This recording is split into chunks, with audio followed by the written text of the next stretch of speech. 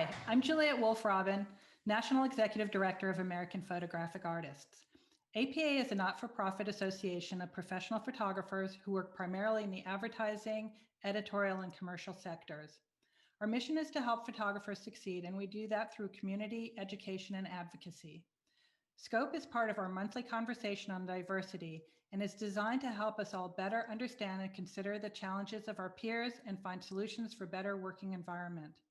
We welcome you to join APA as a member. We have memberships that start at just $50 a year, or participate in any way you feel comfortable. Go to apanational.org to get more information. Our board is comprised of professional photographers who volunteer their time. The moderators today are photographers who serve on our diversity committee and have put together today's panel with a focus on Asian inclusion in the photo industry. They will begin with a panel discussion. At the end, I will come back and invite everyone who's here to be part of an open Q&A where we can see everyone's faces. Know that the only portion of this that will be streamed later is the discussion among our moderators and panelists. The Q&A portion that follows will not be posted publicly. So I would like to welcome you to our moderators, the very talented photographers, Diana King and Jessica Foley. Hi. Hi, everyone. So thank you all for joining us today. There's a lot of webinars going on, so I know everyone's probably zoomed out, but I really appreciate you joining our conversation today. We have some really interesting guests who are going to be sharing their perspectives on the photo production, editorial, and client side. And we're happy to have these conversations acknowledging the Asian experience because especially given the recent rise of crime against Asians in the community. Before we begin, if you have any questions, please just make sure you add them into the Q&A box. And if not, we will be asking questions at the end, so you'll have a chance to do so then as well. So first off, let's all introduce ourselves with one random fact about you that we don't know. So I'll start. My name is Jessica Foley. My pronouns are she, her. I am a photographer and the regional director for APA New York. And one random fact about me is I have a black belt in karate. Diana, please take the reins. I don't know if I can talk now. Hi, I'm Diana King, she, her, and I am a photographer based in Nashville. And last year during COVID, I was determined to make my dog a TikTok star, and it was a lot harder than I thought it would be, so I gave up. I'm gonna pass it on to Carmen. Hey everybody, my name is Carmen. I am a photographer, and fun fact about me is that I was born in Las Vegas. Oh, I'll pass the mic to Caroline. Oh, thanks. Hi, I'm Caroline. I'm a photo producer based in New York. And my fun fact is that I won the local American Idol competition when I was in high school, and my local news station flew me out to Dallas, Texas. Did not advance, did not sing after that. Not because of that, I just didn't, but I peaked early in that singing world. So excited to be here. I'll pass the mic over to Mike. Hi everyone, my name is Mike. I'm a graphic designer and art director based in Brooklyn, New York. I'm currently at First Dibs.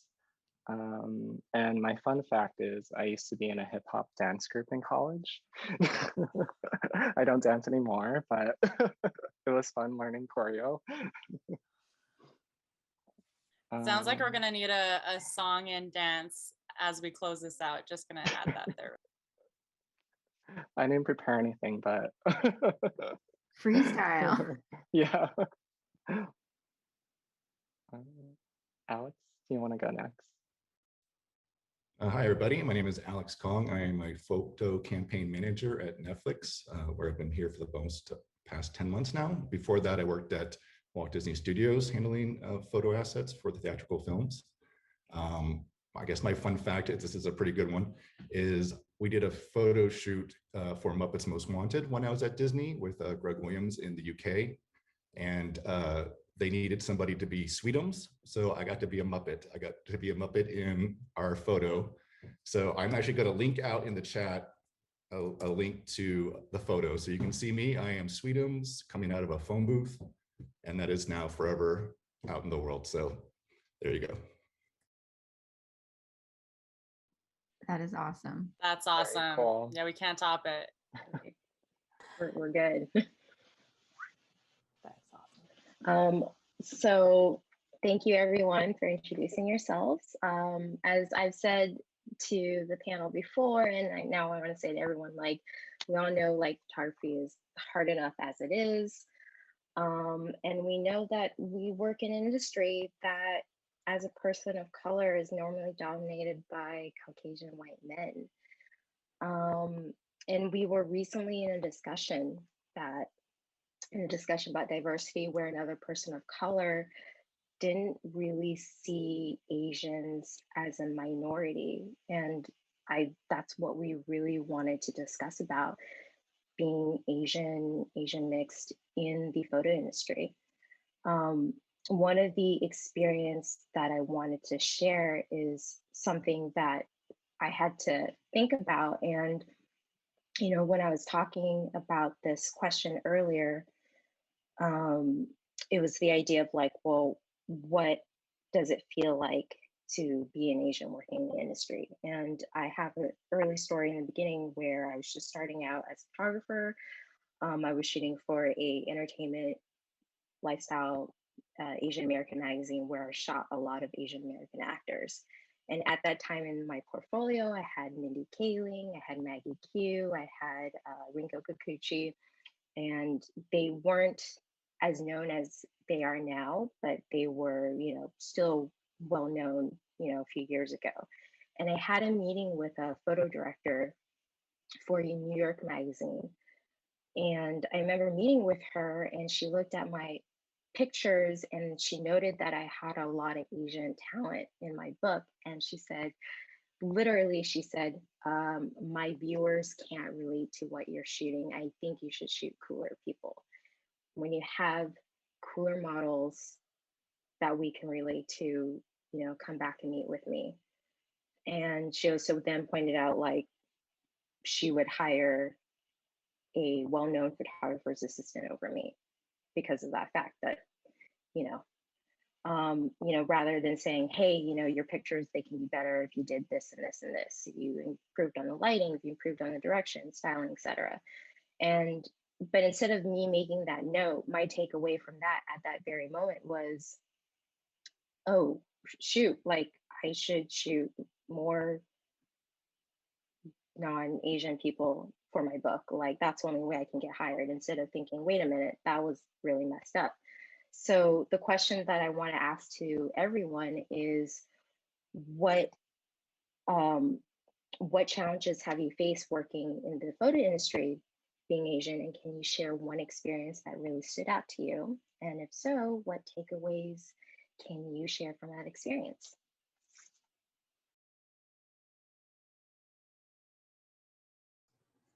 I could go first.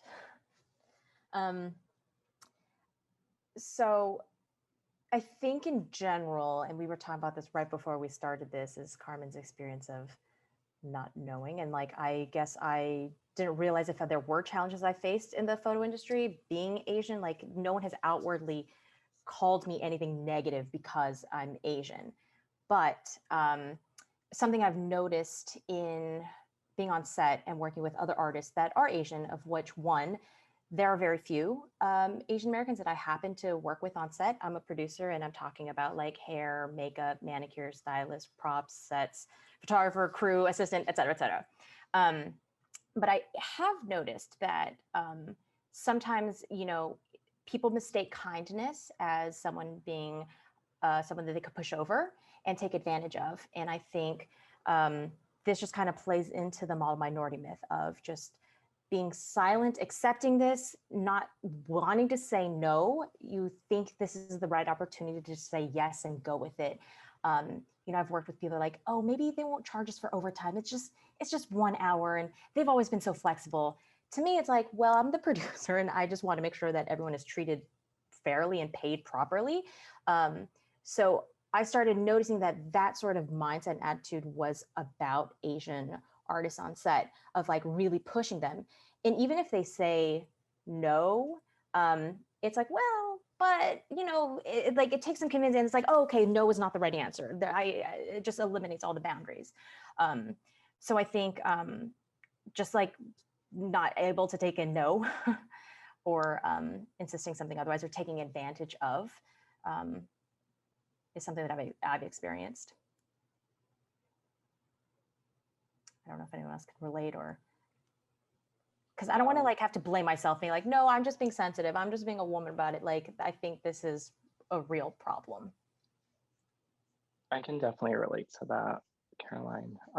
I guess that my past experiences working at different like magazines and e-commerce websites, I felt like that I was also often given like more less exciting projects, or like nothing that was contributing to the larger organization. So I felt like oftentimes that I was left with just like a lot of like smaller tasks that like other art directors or other designers didn't really want to work on. So it just felt like I was just taking on because I had to, and there was no one really to like help mediate that for me. So I can definitely relate to what you're saying about like taking on too much and I don't know, just accepting it.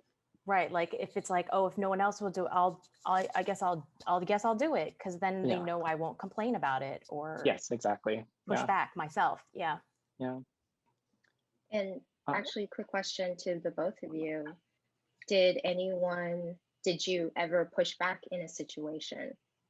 And what was the reaction? Or have you had that experience where you did some sort of pushback?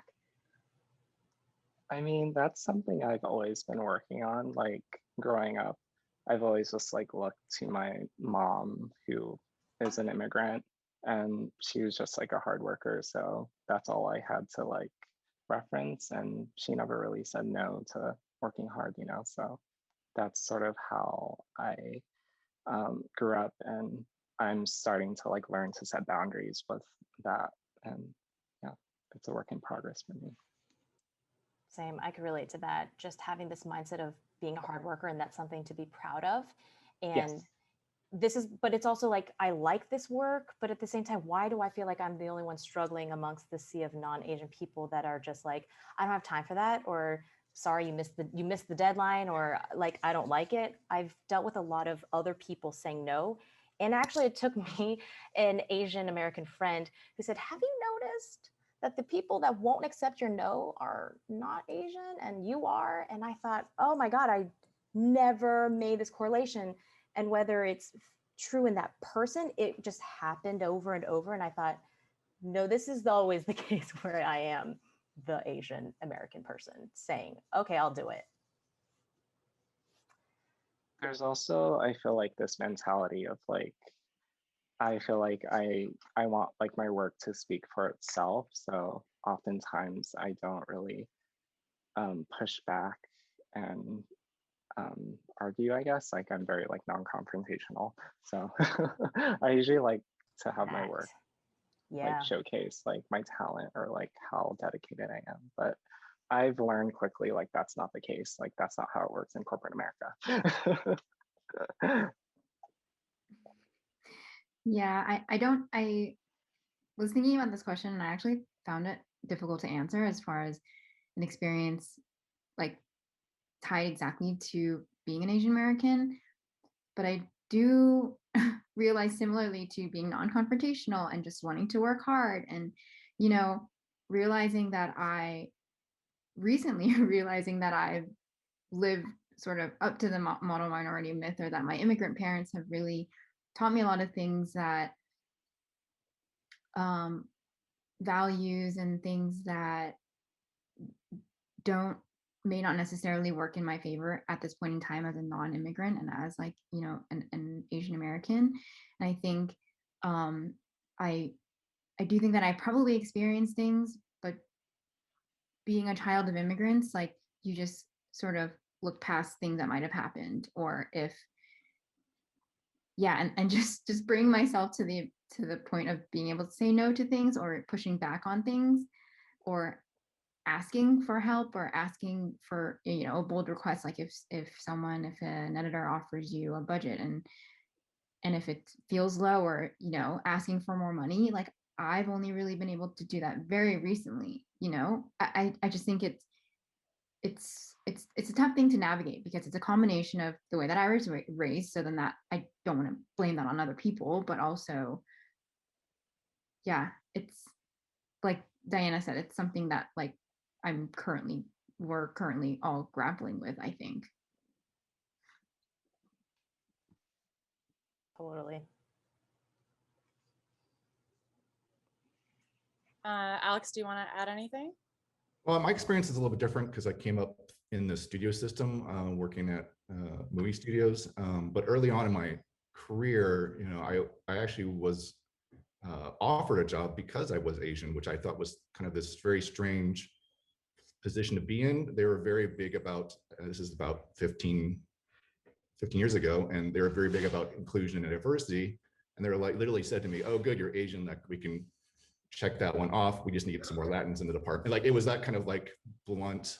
And I thought that was such a weird thing to say to someone you're trying to hire. And it, you know, I was a temp at the time, so they're like, you know, they knew me, but at the same time, it was just weird to kind of say that as like a reason to hire somebody. So it was a very kind of, it was a very strange conversation. I didn't take the job, obviously, but it was very bizarre to kind of be considered just as your race and not as a person or your work or you know, what you brought to the table. So it was kind of a very strange way to think about inclusion and diversity at the time. So Oh, that triggered something inside of me. I've actually had that happen to me before, where it was very explicit that they wanted me because I was Asian American, or Asian. To them, I'm just Asian, and Asians are hard workers, and Asians are good at whatever they wanted to project on me. I was like, you're telling me this? What does this have to do? I'm already qualified. I don't need you to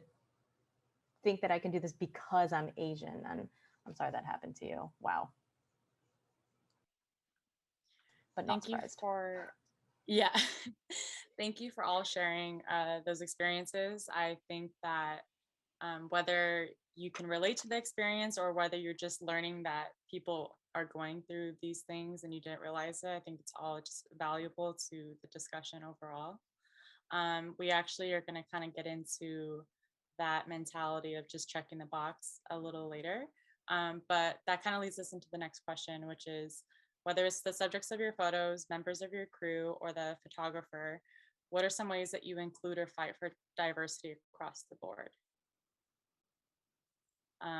And this kind of stemmed from this, me and Diana were talking about how we notice sometimes when you're, as a photographer, for instance, you find the client is only casting white models, or maybe the crew that the producer is suggesting is all men, or whatever the thing may be.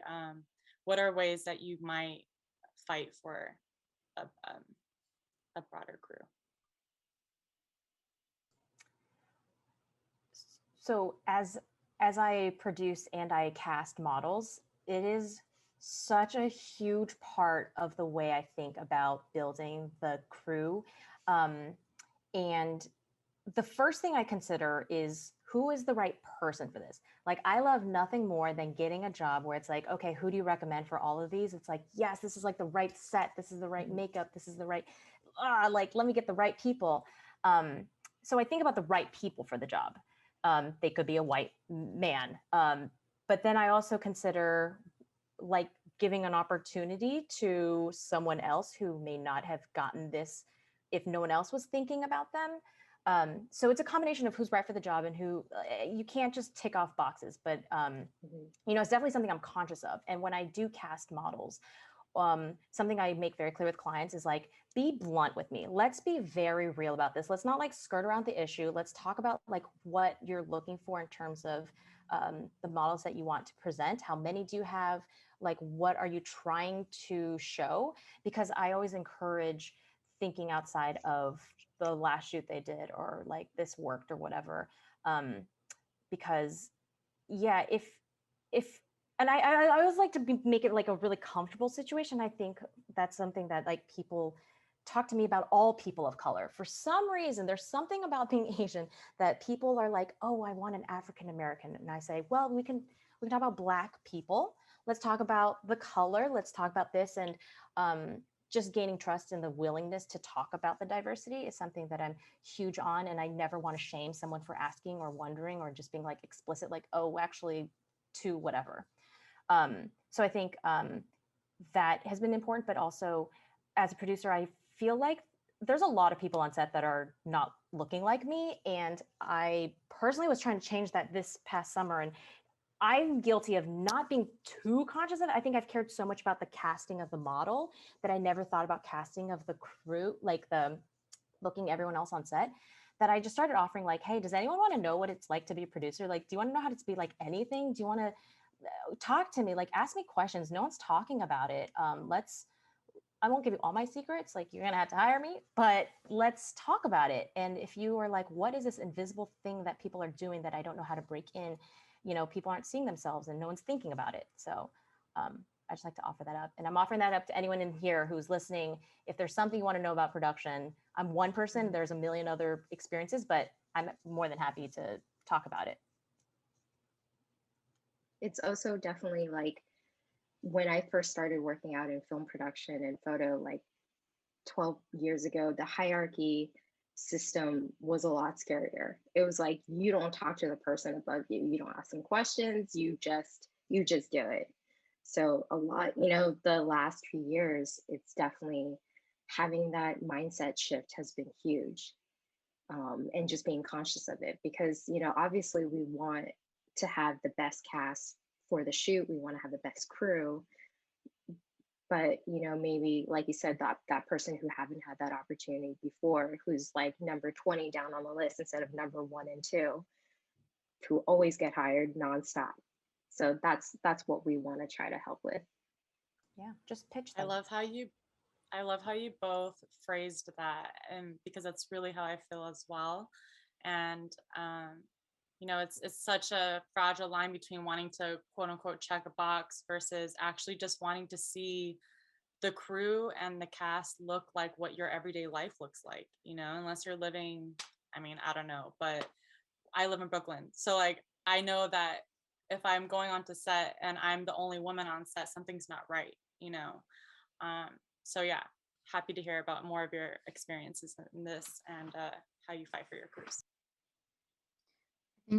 I think it's also important to acknowledge that everyone is a gatekeeper to some degree, because you're like, whatever your circle of influence, you have the ability to say something. Maybe you don't necessarily have the hiring power, but as a photographer, we hire our photo assistants. And as a photographer, like, I love it when, you know, you work with a client and they're like, yeah, like Caroline said, send us all your, you know, recommended people. And I'm like, okay, I'm going to recommend all the people that I love. But also, like, myself included, when I had the chance and the power to hire an assistant, I hired a female photo assistant, but I realized I wasn't doing enough. Like, I did hire white female photo assistants, and that's still, you know, all the sets that I had worked on before, mainly white male photo assistants. So it's like, I think if you're in a position where someone's asking you for recommendation, that means you have the power to bring someone up. And I think, like, it's obviously, like Caroline said, you do have to balance, you know, the ability with the diversity, but I think that it's there are a lot of talented people out there. That's all I can say. And I think it's a shame that there are assistants who are going to move up a lot more slowly because they're not thought of, or they're not given the opportunity. Like Diana and I, you know, like, we photo assisted together, and if it wasn't for the people who gave us a chance, then like we wouldn't be where we are. So I think it's a matter of thinking that no matter what position you're in, like, you're gatekeeping, and you also have a lot of information and resource. And so it's not just like on a decision or a hiring thing, but if you can share the information you have like Caroline does, or if you can mentor somebody, or if you can share opportunities, or just, you know, I think the wealth and the opportunity can look like a lot of different things. Just to go off, oh, sorry. Oh, go ahead. Just to go off Carmen's comment about like gatekeeping, I've often felt in my positions that I've been in, like, even though I was part of the staff, like I was excluded a lot from those decision making, just because I felt like they didn't, or like my coworkers sometimes were more favorited than me, and I felt a bit excluded from that conversation. So I have tried suggesting like more diverse photographers that I found interesting, and oftentimes it's just gotten ignored or looked over and yeah, passed on. So I've tried in the past, but that's been my experience of just being sort of locked out, even though I'm in the room. If that makes sense. Yeah, it's like a cycle, right? Of like, oh, but you don't have the right experience. Oh, so you're not qualified. Oh, but then we won't give you a chance. And then it's like, well, when will this ever break? Yeah, I think so. Now. Yeah, like it comes back to, we're all here saying all these things and feeling all these feelings and announcing them to the world. And it's like, you know, we've been trying, but we also would love help too. And I also wanted to mention, like, with that power to hire, I think looking for people that care. Like my agent cares about diversity. I work with producers. Lucy is in the room. She cares a lot about diversity. And at this point, like every set I'm on with her is pretty much like, there's no white person. And I think like that's what it takes, you know, finding people who care and then kind of working together to raise everybody up. Like we all are in our individual places, but I think like we're all working together to try to remove these barriers for people. And so here's that question that, you know, I asked Jessica, you know, when we were discussing this question: what happens in a situation like with Mike or with someone like me, if I'm working for a big advertising job and I'm pushing for a casting that is for this woman that I think is amazing? She's, you know, full figured, Black. And then the agency goes, no, the client wants someone who's a light skinned, thin Black girl with straight hair. What do we do to that? Can anyone take that? Or like with Mike, you know, where he tries to push for something and then the corporate office says, no, well, we're just going to ignore you. What can we do to fight these things?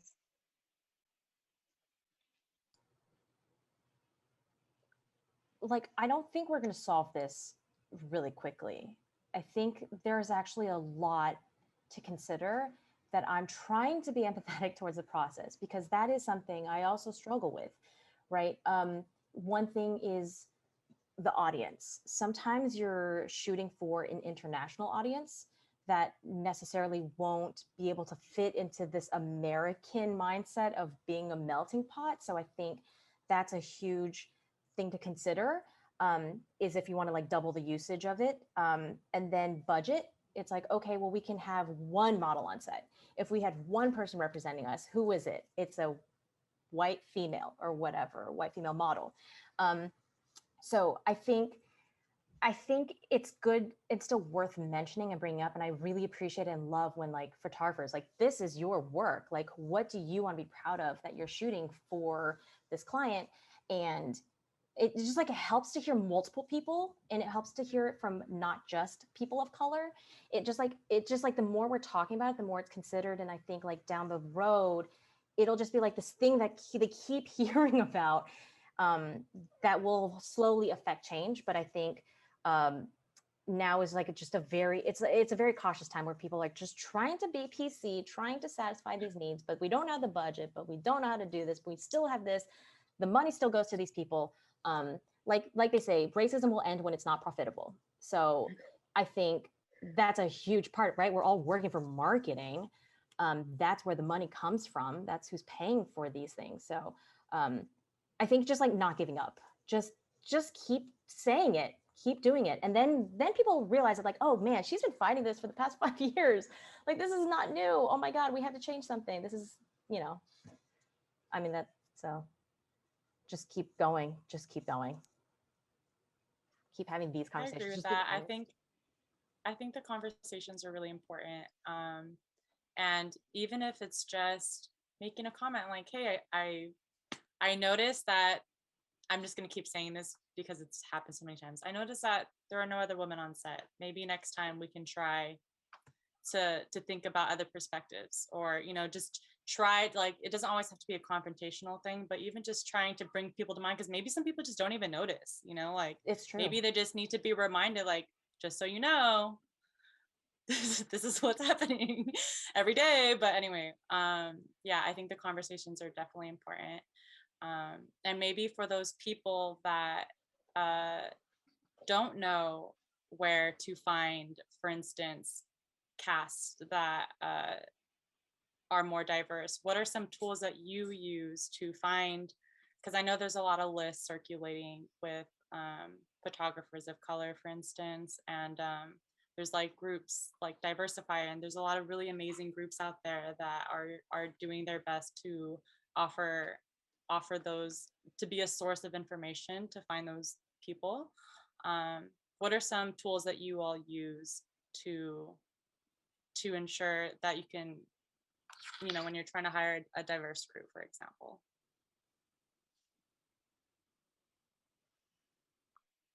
Anyone? I have a few, but I'm ready to take notes.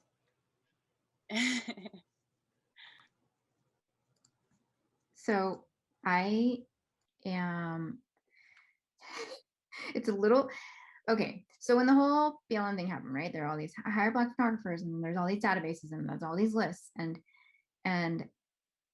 someone created a Google form, which turned into a Google sheet of assistants and techs, and a great effort. Really appreciate the effort. Has anyone used it? Have I used it? To be real, I haven't, because it's not a resourceful format for us. Like, we work off of referrals, right? We work off of, so long story short, I'm working with Diversify Photo to create a better resource that is vetted and tells you what type of experience people have, whether they're first, second, third, like who they've worked with, producers they've worked with, and photographers they've worked with. So I think like there are a lot of lists out there. I think Diversify Photo, I'll link it in the chat box, but that's a great place to find photographers. Black women photographers, founded by Polly Arungu. She, like, incredible talent in there. There's a huge list, but I think there can still be better resources, because it's like, I think the resources need to be a little bit more tailored to meet the needs of our industry, to meet the needs of a producer, of a photo editor, of, a photographer, or like even trying to find a POC retoucher.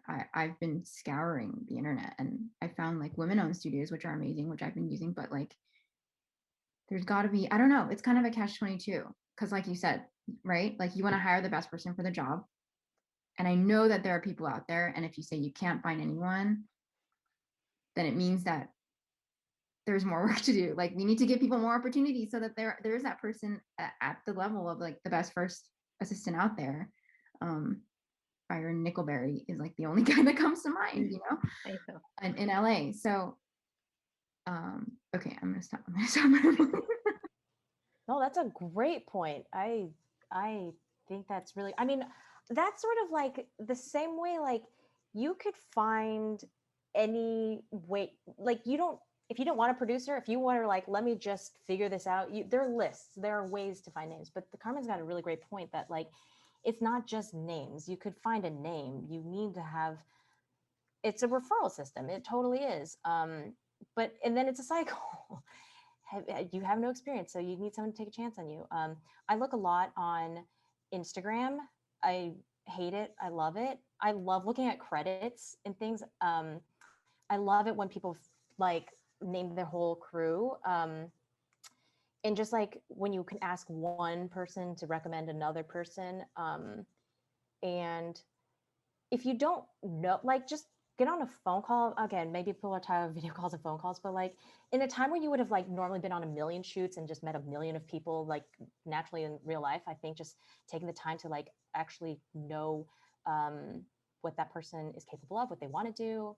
Again, this is something I've been doing, trying to find PAs. Like that's just like a weird thing to break into when you're like, how do I be a PA if I've never had production experience, but I'm very able to do things. I just like to have a conversation. Like, what do you want to do? What do you figure out? And then like, here's how it's going to go. Take notes. Here's how to act. And then Facebook, I hate Facebook, but there are a few good Facebook groups that you could just like ask, like NYC image makers in New York. If you're just like, hey, I need someone for this very specific thing on this date, who's whatever. And then I'm in a couple of women only groups that are just like in general about creative, like ladies get paid and freelancing females that I think are really great networking tools, but we've got a lot of work to do. I'm glad you said that, Carmen, because I didn't think of it that way, but that's absolutely the struggle that I didn't realize I was dealing with. It's a constant circle of a conversation that we have in APA, like constant. So this is not something that I think at least we're addressing it. And, you know, like Carmen is working with Diversify to, she's saying like, well, we're not using it. What can we do to make it usable? So I think just having that, just addressing it and acknowledging, okay, what can we do instead of just making lists and then just passing list on list? Because honestly, like this is a truly like a referral based, like, you know, on top of your portfolio, there's so many different aspects of it. And, you know, it's a good conversation to have. So thanks, Carmen. I'm gonna look at that list and diversify. You're welcome.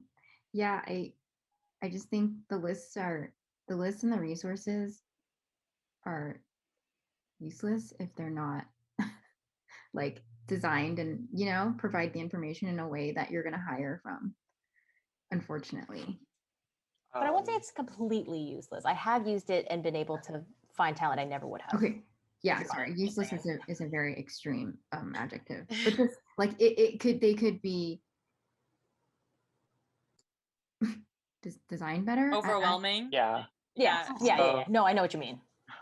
So there's this website that I used to look at a lot.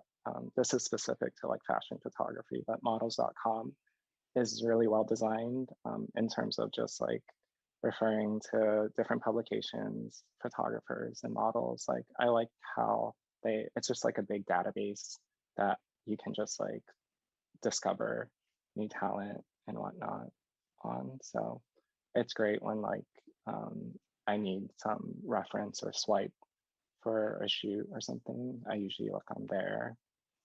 So as well as social Alex, media. I'd love to also hear where you are on the client side as well. I'd love to hear some tools that you kind of default to or ways that you find talent. I mean, it's for referral is very the strongest thing. But even referral amongst internally with even my other photo managers that I work with, you know, we're constantly, if we see something cool out in the world, somebody did a shoot or something, we're always constantly pulling, sending each other like, check out this person's work, check out this person's work, you know, or like, oh, I just worked with this person's great, you know. So it is an internal kind of referral system where you're constantly just talking about people that you are interested in working with or you like working with. And that happens a lot. So again, I think the referral thing is such a strong aspect of this. And, you know, we don't get it down as much into the kind of the, you know, levels of like hiring the digitech and all that stuff. We usually kind of rely on our producers and or the photographers producers that kind of handle that. And but again, same thing that Carolyn said, you know, I definitely, if I see someone's work and they, you know, there's a great art director they tagged in the thing, I keep note of that. I kind of keep track of, you know, if I see something that really sparks me and thinks like, okay, I want to utilize that person down the line, we're always kind of keeping an eye out and keeping notes on people that we really want to work with. So I think that is, I know everybody's kind of like Instagram, but it's a great platform really for just kind of showing what you're working on or what's new, and and a lot quicker sometimes than trying to update your website. And also I think people can also kind of share a little quicker on some of these social media platforms, but yeah, I think that's from the client side, that's how we kind of work. We're always constantly just literally, we have a Slack channel and we just constantly are pinging people back and forth of, oh, check out this guy's or this girl's work, or this ran today in Vogue, or this isn't the cover of so and so this week. So you never know where a great idea or a photographer is going to pop up, so you always kind of just keep your eyes open. So in a time where everything is so virtual, and I feel like referrals are like, it's hard to get yourself in front of clients these days because there's so much, or there's less shoots happening. Do you find portfolio reviews to be useful? I'm curious, like, what are some other ways for photographers to get in front of clients that that feel like they haven't been, maybe they're from underrepresented groups, or maybe not, but just in general? I don't mind getting emails, from photographers who are like, oh, here's a link to my work, or I just shot something new. I keep in touch with people out in the world is always a great way to kind of make sure people are at least up to date on what you've been working on. I think that's always kind of important. Portfolio reviews, actually virtual portfolio reviews can happen, and they can be very effective. And I think it's also a great way to kind of, if you're going to talk to a company, to kind of try to get as many people into the room at one time, so you can kind of just meet as many people as you can quickly. That also helps because, again, maybe not everybody has a shoot right now because of maybe COVID restrictions, or we slow things down a lot, but things are going to pick up again, and people are keeping track of people they want to work with, and what kind of different the styles and the different storytellers and the looks that people are bringing to the table. You keep track of that stuff. You really kind of like think back, like, oh yeah, I remember that one portfolio we saw that would really fit this this project we're working on. So I don't think it ever hurts to reach out. I mean, I wouldn't say email 3 times a week to a person, but once or twice every week or so, every other week or so, it's like fine. It's it's good to kind of keep yourself in their zeitgeist of just people that they would want to work with. So Awesome. I mean, it's good to know, as many of us photographers, and I mean, everyone, we're all working from home. So those are some good tips. Just transitioning to the next question. I wanted to bring up this one thing I heard in an AAPI webinar that I heard, that seeing representation not only helps the community see themselves, but it also helps the other community show how they would like to be seen. And I thought that really resonated with me because only recently, like the last couple of years, have I been seeing movies on Netflix like To All the Boys I Loved, and seeing like an actual Asian teenage girl living like a teenage life being normal. So how can we make diversity that we see in our everyday lives, especially for Asian Americans, the normal in the photo industry, especially? And I was wondering if anyone can take that.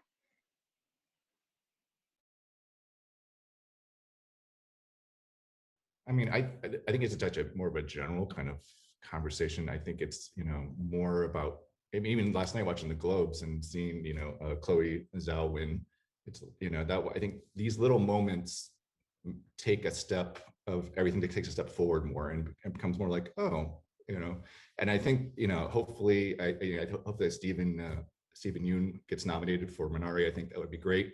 It just like each of those things creates more of a everyday normalcy that kind of takes away, like, it just becomes more of a normal practice that you'll see like Asian leading men, and it just, besides just Crazy Rich Asians, it's like you want to kind of like have these kind of roles filled, and it becomes normal that it's not just like, oh, they cast someone who's Asian in that role. It becomes just like, oh, they cast a person in that role, and it becomes part of the story. It's not like, you know, something that stands out. So I think, again, it's little steps, but these little steps help, I feel like. And the more we can kind of do that or put that out in the world, I think it changes things.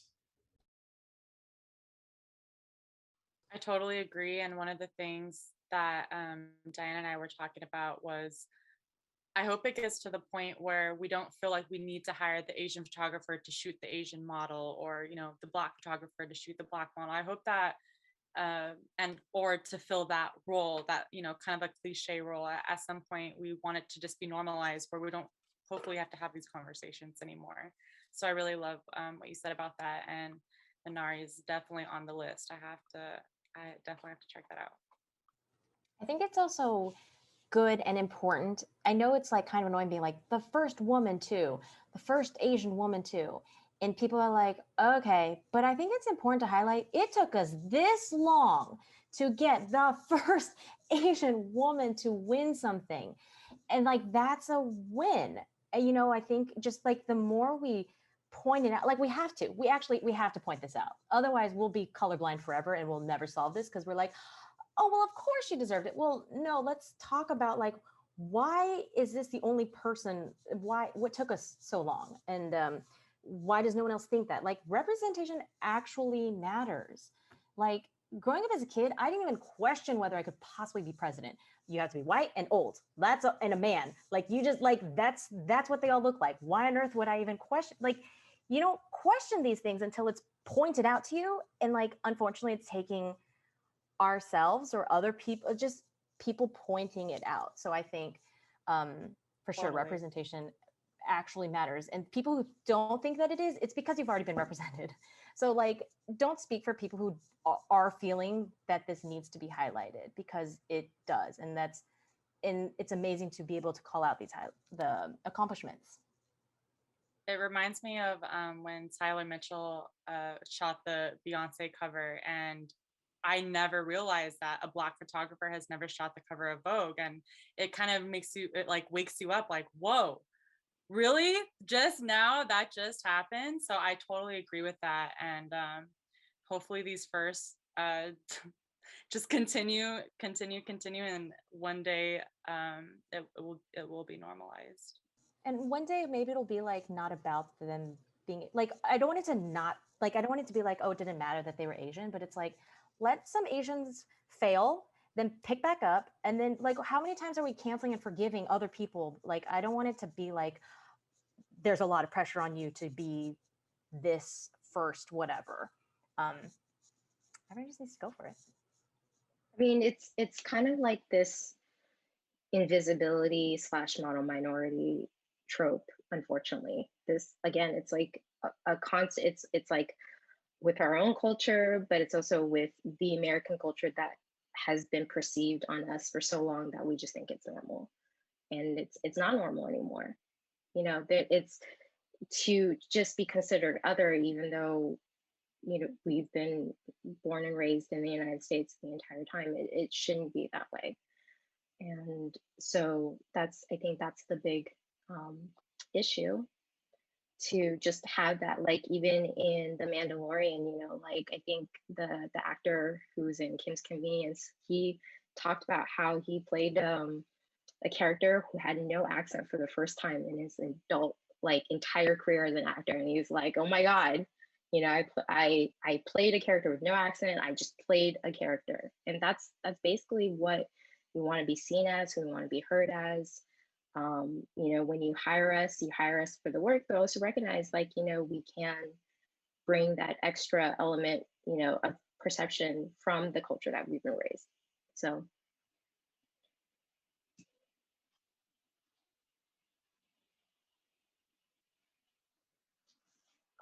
So Jessica, do you want to take it for the next round? Sure, yeah. So if we have a few questions that we just wanted to ask each of you individually, and then we'll go ahead and take questions from the audience. I don't actually see, is there a Q&A box, Juliet? I don't see one. No, Anyway, because as we'll soon take as questions. after you do that question, then we're going to change the format so that everybody's faces Got can be it. seen. And then that part won't be visible later. It's just for the people who Okay. are here. Cool. So let's start. We have a question for Carmen. What led you to do the Female Bipoc Artist Book Project? And do you have any takeaways from doing such a personal project such as this? So what led me to doing it was the fact that I was getting commissioned for a lot of studio visits, and the majority of them were for white men. I love studio visits, and so I decided to self-commission myself to visit studios of female artists and artists of color. And it was interesting, kind of doing more research into the art world, because I don't have an art background, nor am I like an art geek by any means. But I just really appreciate the process that artists go through and the work that they create. And it's like, it's all very complex as far as like, why are women in general underrepresented in the art world? And it mainly has to do with money, value, and who gets to assign value to what art and what artists. And then that a lot of museums are driven by the ability to own expensive art. So they're not going to take a chance on, an artist of color who may sell for less or whose art is valued at less. And then there's more to it. But it's just a very complex thing. But I think my takeaway from the project was that it's a very powerful industry that, like, I guess all industries are very white dominated, and I felt like I was doing my little part to put the spotlight on female artists and artists of color. And like the fact that I sold some books to some people who I have no idea who they are, and this young Latina artist DM me, and she was like, I think it's so incredible. Like, I've been looking for a book about contemporary artists of color, like who, artists who look like me, because you don't see them in museums. Maybe you see like those, I'm drawing a blank, but like they're few and far between. So I think like anything that we can do to shine a spotlight on artists of color or people of color, or lift them up and help them advance in whatever industry, I think like everybody has the power to do something. That was my takeaway from the project. And please drop, if you have a link to it, for anyone that is not familiar, please drop a link in the chat box so we can all see it. It's amazing.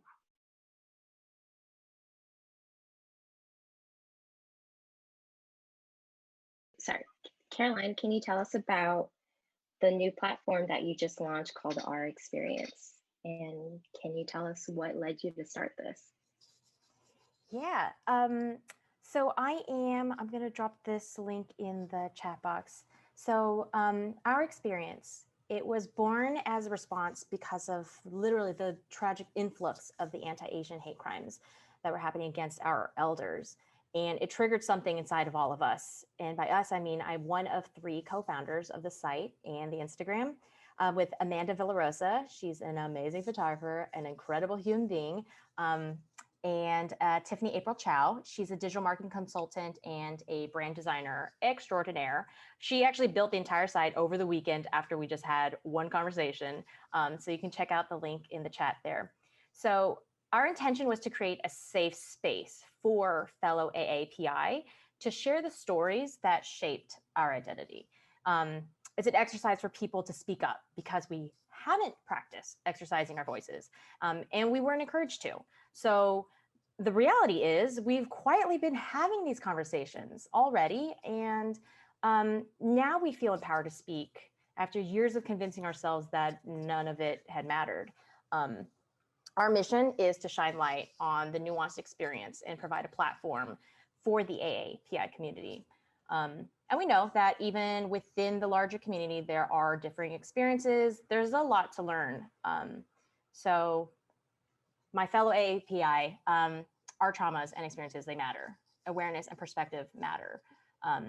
And I encourage anyone who is seeing this and checking our site to share your experience. And for those who don't identify as Asian American, we hope that you can listen in. We provide links to resources for everyone, organizations and resources and things to read that can help educate you of what we're talking about and why this is a big deal all of a sudden to you if you didn't know this was happening. And then we have an Instagram that we are pushing to share the stories that people are submitting. So it's fairly new, but it happened really quickly because we realized, wow, I just like haven't found the right space for self-submissions. And it's not necessarily a conversation. This is like sharing your experience without having someone to give you feedback or making you feel like it's not yours. Obviously there can be comments on Instagram, but so far it's a friendly community. So yeah, hope you guys check it out. Thanks. I love that. That's amazing. And then for Alex and Mike, Mike, I'll ask you first. What are some successful strategies that photographers or any crew member has done to be hired by you? On the client versus the editorial side, are they different? And if you have any insight. Sure. I guess depending on like where I was working at the time, mostly the hiring of photographers involved like either the photo editors or the producers. So I feel like the best strategy would be to like find specific brands that you pretty much align with or have similar interests with, and try to find out like who are in those roles and like network with them, since they have a better sense of like the scope of projects and budgets for future projects. So yeah, that would be my best advice for that. And Alex, how about you? I think my biggest advice first would always be to make sure you have a very strong voice as a photographer, and that you have, something that really makes you you. I'd say don't try to like change, your style or what kind of story you want to tell just to kind of fit a mold, but just whatever makes you unique is what you are bringing to the table. And when we're looking for photographers, we're trying to tell some specific story to help either market a film or give someone a little more exposure. But it's like, how can this photographer help us with that story? And you kind of want someone who is, you can kind of go to like, okay, I know that kind of work from that person is going to really help. So it's like, if you have a strong presence as a photographer, it's my first, advice. And I know that can be kind of scary because you're like, well, it's not getting me as much work if I'm always shooting this, kind of crazy this and that or this kind of stuff. But the more you do it, the more people will be like, oh, that's what that person's known for. That person's great at that. So it can be a little scary to kind of stick to your guns, but that's the thing. Is like, if you have a voice and it's distinct, then people come to you for that voice. Because if your voice sounds like everybody else's, then what's going to make you stand out at the end of the day between picking of, hundreds of people that have the same kind of tone or feel to their work. So my biggest thing is, when you see work that really stands out and you're like, wow, that's different and it's cool and it's unusual, or whatever that makes that's unique about you, stick with it and flaunt it and be proud of it, because it'll get you work,